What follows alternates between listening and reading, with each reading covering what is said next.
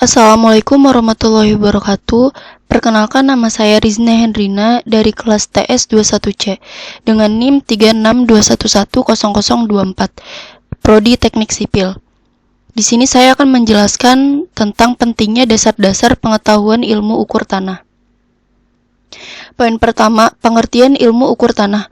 Ilmu ukur tanah adalah sebuah cabang keilmuan geodesi yang hanya khusus mempelajari bagian kecil permukaan bumi dengan melakukan proses surveying atau pengukuran.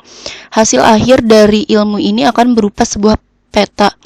Pengukuran dilakukan terhadap berbagai detail alam dan detail buatan manusia dan meliputi posisi vertikal atau Z serta posisi horizontal atau X, Y.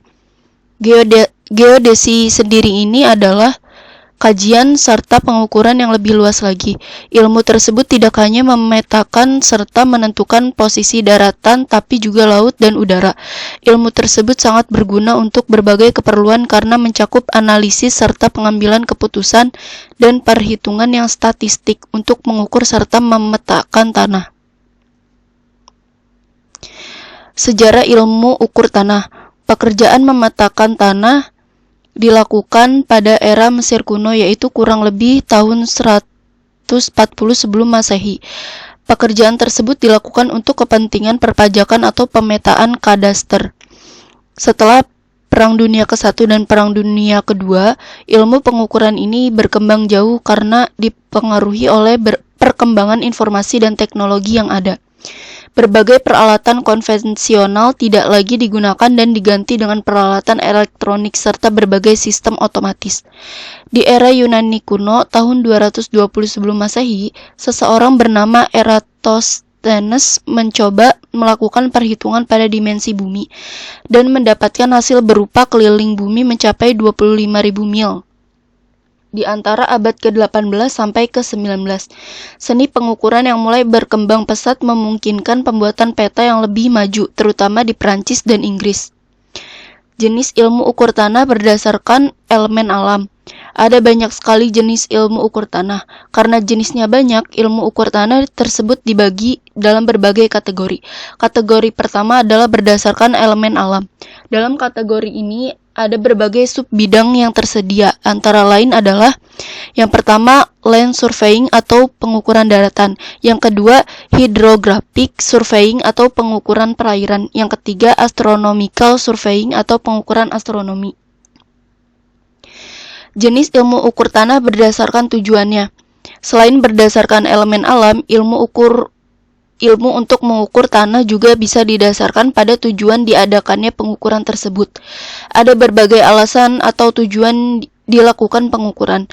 Berikut beberapa contohnya. Yang pertama, engineering surveying merupakan pengukuran tanah yang dilakukan untuk keperluan teknik. Tujuan diadakannya pengukuran ini adalah untuk mendapatkan peta dan data.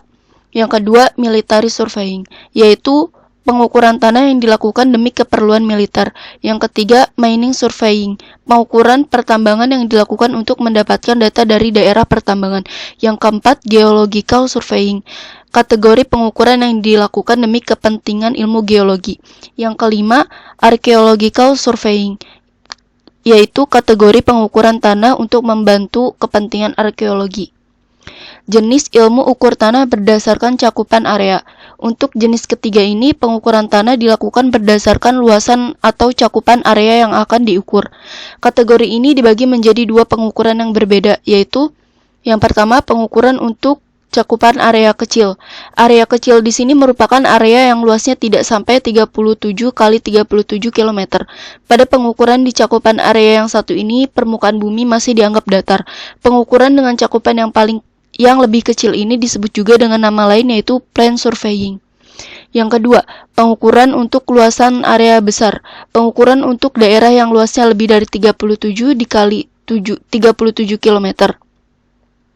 Pengukuran ini lebih memperhatikan unsur lengkungan bumi serta berbagai perhitungan matematisnya. Istilah lain untuk jenis pengukuran yang satu ini adalah geodetic surveying. Sekian dari saya, kurang lebihnya mohon maaf.